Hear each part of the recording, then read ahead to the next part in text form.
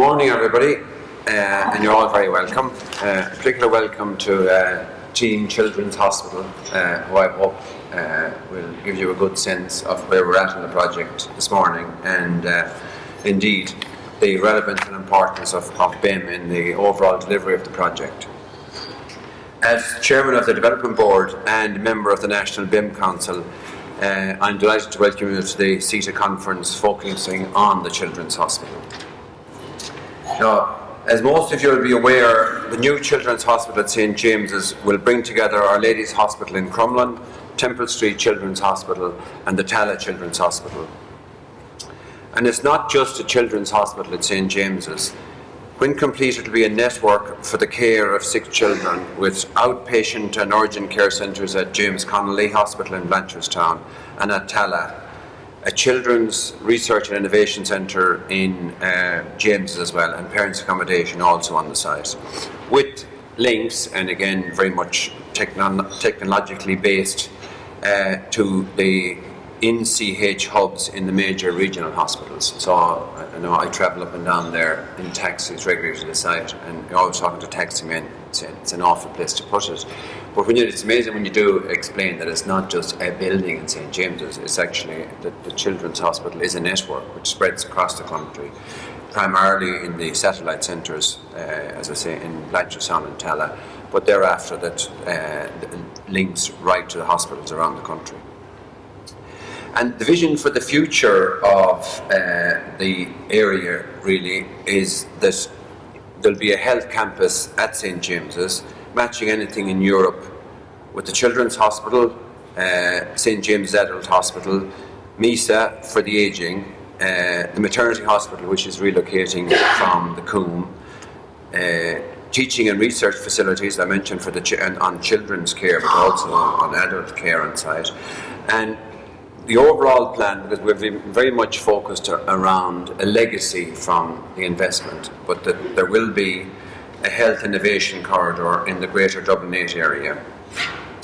And not alone, I suppose, so that's one legacy which we're working on developing. We see other legacies like an overall improvement in the public realm in the general area around St James's.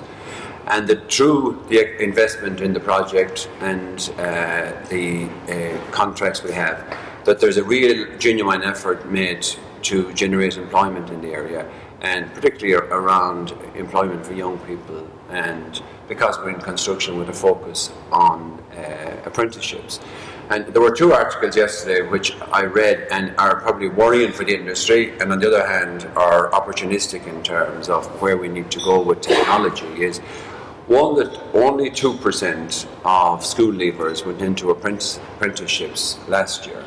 And I mean, this is a problem that's coming down the tracks at such a pace that it's really worrying that we won't have tradespeople in the future. And that's why on an ongoing basis I'd be really focused on finding ways of promoting off-site construction and all of that, because in terms of, first of all, getting it done and then getting it to the standard that we require, it's going to be a real challenge in the future. Another one then was a report that was yesterday by Turner Townsend saying that in the report they have done around the cost of construction around the world, and said Dublin is now in the top 10 most expensive cities to build in the world, and considerably higher than Paris and Madrid. And again, that's really worrying stuff. But to me, it gives a focus to what we're doing today, is to say, how do we make ourselves more competitive and look at the challenges we have. And really, I'm very much focused on the fact that using technology is part of that solution.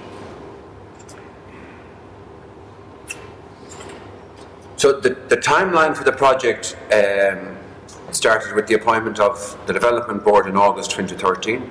The design team then were appointed and design commenced in August 2014.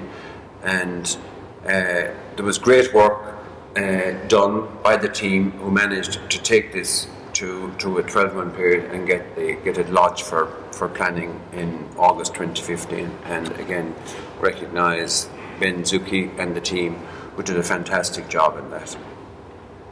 On board Pinola decision then to grant permission was in April 2016. We commenced enabling works in July 2016, and BAM have made great progress there at this stage, virtually clearing the 12-acre site for the Children's Hospital.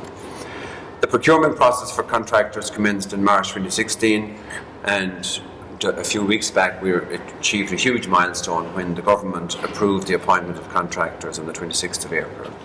And the overall investment, as has been widely said, is that it's of the order of $1 billion.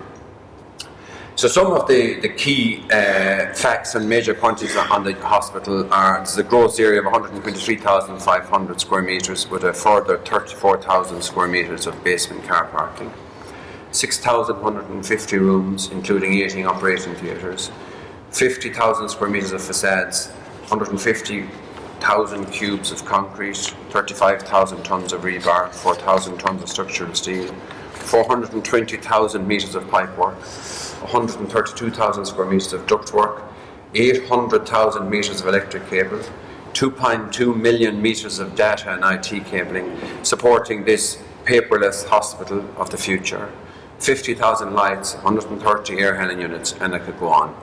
But what I say is, it's a fair challenge, not alone for the team, but for BIM also.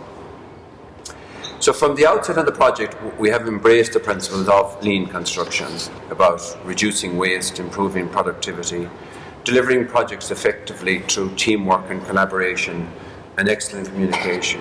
In terms of the procurement of the contractors, it was very much done with collaboration to the forefront and with fairly balanced contract conditions, two-stage tender, and very much a focus on early contractor involvement and building up that sense of teamwork and collaboration.